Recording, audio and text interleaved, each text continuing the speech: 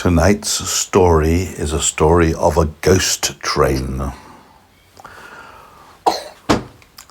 One day, a little boy called Aidan and his friends Oliver and Matthew decided to go on holiday together. They were very proud that their mummy and daddy would let them go on holiday without being supervised.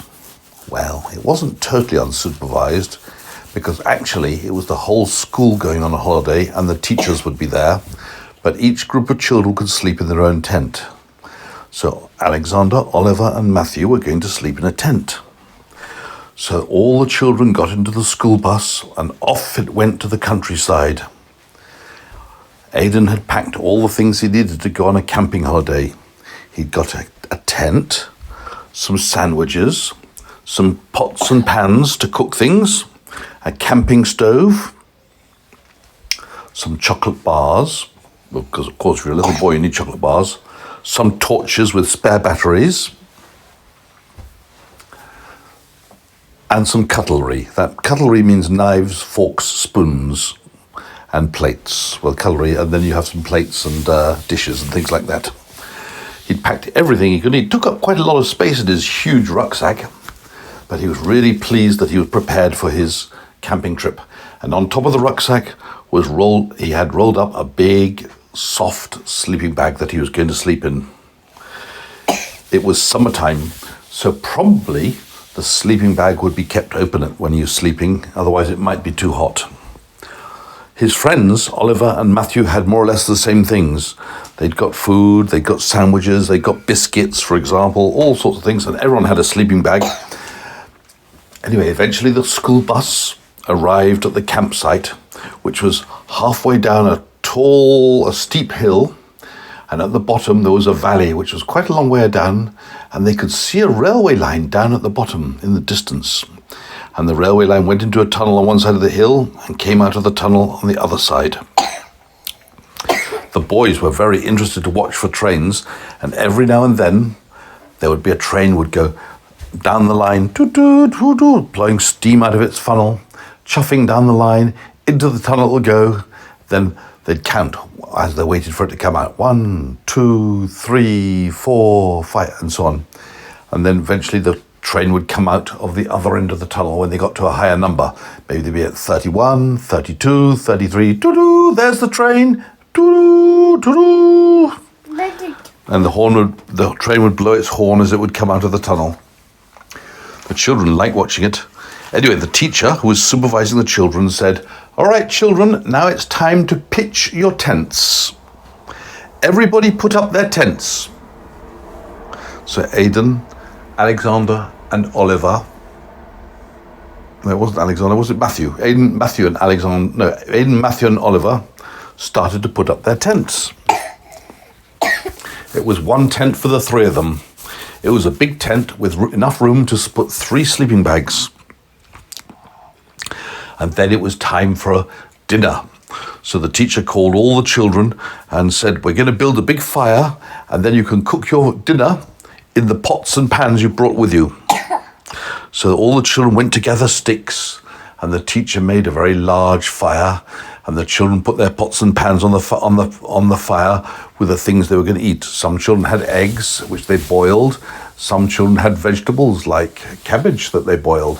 Some children had sausage that they fried in a frying pan, sausages, that is. Some children had pieces of chicken that they fried in a frying pan.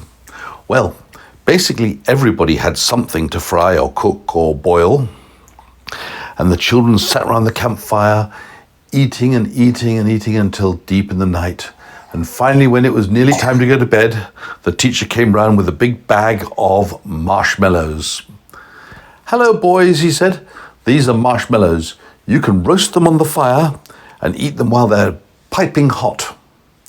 So all the children poked a stick through their marshmallow, held it near the flames, not too close so it didn't burn and didn't melt. And when it seemed to be nice and warm, they popped it into their mouth and ate lovely warm marshmallow. Well, then it was time for bed. And the teacher told all the children to go to bed. So one by one, the children went back to their tents and got into their sleeping bags. So did Aidan, Aidan, Oliver and Matthew. They all went into their sleeping bags. But funny enough, Aidan, Oliver and Matthew couldn't sleep. They were so excited to be on holiday. They could hear the sound of the teacher snoring in the nearby tent. And they could hear some of the other children already snoring. But they kept talking and whispering to each other. Aidan and Matthew and Oliver all had torches, so they shone the torches around and looked at things in the dark. It was very exciting. Then they poked their head out of the entrance of the tent, looked around. It was very dark outside. There were no street lights. There was nothing but moorland. The grass was waving, the heather was waving in the wind. Well, it wasn't much wind, but a little bit of breeze. And all the other children were now asleep. The lights in their tents were off. "Come on," said Matthew. "Come on, Aidan, let's go and explore that train line down in the valley." Well, Aidan was a bit reluctant, but Oliver wasn't. Oliver said, "Yeah, great idea." Anyway, eventually Aidan was persuaded, and Oliver and Matthew took their torches and started to go down the hill. It was very steep and a long way. Down, down, down they went. It took them ages. Eventually they reached the railway line, and they were at the edge of the tunnel. "Come on, let's go in the tunnel, have a look." But just then, they heard a train coming. Quickly, they hid behind a tree outside of the tunnel. The train was going to make a chuffing noise, chuff, chuff, chuff, chuff, chuff, but it didn't blow its whistle like all the other trains. And into the tunnel it went. The children waited eagerly to see it come out of the other side of the tunnel, but it never did. "What's happened?" said Aidan. "That train's gone in the tunnel and never came out."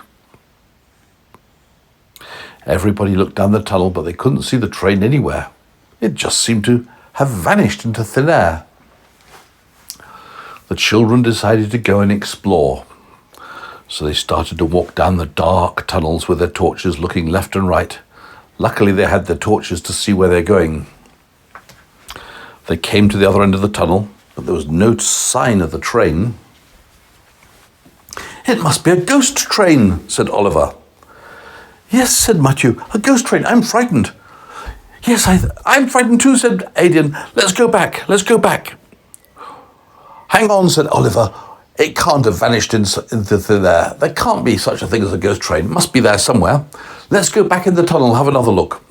So they all went back in the tunnel, and when they were halfway down the tunnel, shining their torches, they noticed the tracks had a junction, and the junction split off, and the rails seemed to just drive straight into the wall. "Well, that's funny," they said.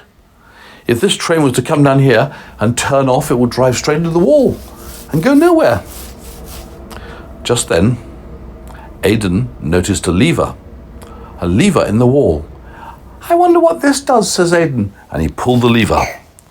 No sooner had he pulled the lever than a great big door in the wall of the tunnel swung open, and there behind the wall stood the railway engine and its carriages. But also, inside this hidden cave inside the tunnel were lots and lots of packets of things that looked like they didn't belong there. "I think we've landed on a smuggler's den," said Matthew. "Yes," said Oliver. "It looks like the place where thieves hide all their things." "Come on," said Aidan, we should go. It's dangerous here." But the other children didn't want to listen. And they started to look at what they'd got. Yes, there were boxes of jewelry and coins and iPads and iPhones and all sorts of things just piled high. "We should tell somebody." So the teachers decided to go back and tell the teachers what they'd found. But just as they were about to leave, a man arrived and slammed the door shut. "Well," he said, "look what I found. And look what you found. You've stumbled upon our little secret, our secret stash of stolen things." "Well, I can't let you go," said the man. "You'll have to stay here." What, said the children. Stay here? How long for? Well, I haven't decided yet. Probably forever. Well, the children were very frightened.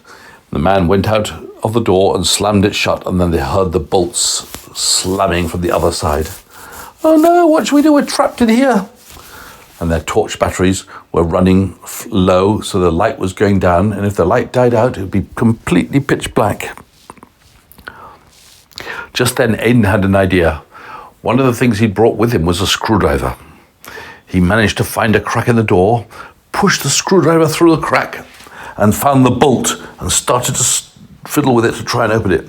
Finally, he opened the bolt, and they were free. And they opened the door, and they were free. And they all ran out of the tunnel as fast as they could and back up the hill, out of breath. And then they went and woke up the teacher, completely out of breath. Teacher, there's a secret cave in the tunnel. Well, the secret cave in the tunnel, the teacher didn't believe them. But the next morning, they told the teacher again, really, it's real, we really went there. Now the teacher took them more seriously, and he decided to phone the police. And he told the police there's a secret cave in that tunnel. The police came to inspect, and sure enough, they found the secret cave with all the things that were inside it, like treasures of all sorts. And they found the man who'd been stealing the things. They arrested him, and the train came out of the tunnel and went back on its normal route. And the policeman said to little children, well done, Aidan. Well done, Oliver. Well done, Matthew. You've helped us catch this band of robbers we've been looking for a long time. And not only that, we've got all the things they stole. Well, we're very proud of you, children. And then the policeman gave each of them a medal to put on their chest. The children were very happy. And that, my little boy, is the end of the story. Any questions? No questions. And same story again. You want the same story again? Yes, by 10 minutes. By head. Well, I can tell it from the... I'll play it back. There's no point in telling it from my head now you've heard it once. Oh, please. Why do that every day? Okay, I'll tell you what. I'll tell you the same story again quickly, and then I'll let you listen to it the long way. So these children had packed all the things to go on a camping trip. That's Oliver, Matthew, and Aidan. And they'd packed a sleeping bag and biscuits and cakes and eggs and sausages and, well, everything you could imagine you might need on a camping holiday, including chocolate, of course. And then they pitched their tents and had a meal with their friends from the school. And then, time to sleep, except 3 children didn't sleep. The 3 who didn't sleep were Oliver, Matthew, and Aidan. They didn't sleep at all, so they decided to go down the hill to look for the trains and the track. But when they got to the bottom of the hill, unfortunately for them, well, it wasn't so unfortunate yet, but they saw a train coming wasn't blowing its whistle. It went in the tunnel and never came out. And they went to investigate, and they found a secret cave which contained not only the train, but all the things that somebody had stolen, like an Alibaba's cave of stolen goods. So they were trapped in the cave by the thief, the boss, but they managed to escape with a screwdriver. And they rushed to tell their teacher, who called the police, and the police came to say the boys were very good boys to have discovered this and helped them a lot, and said thank you to the boys too. The end.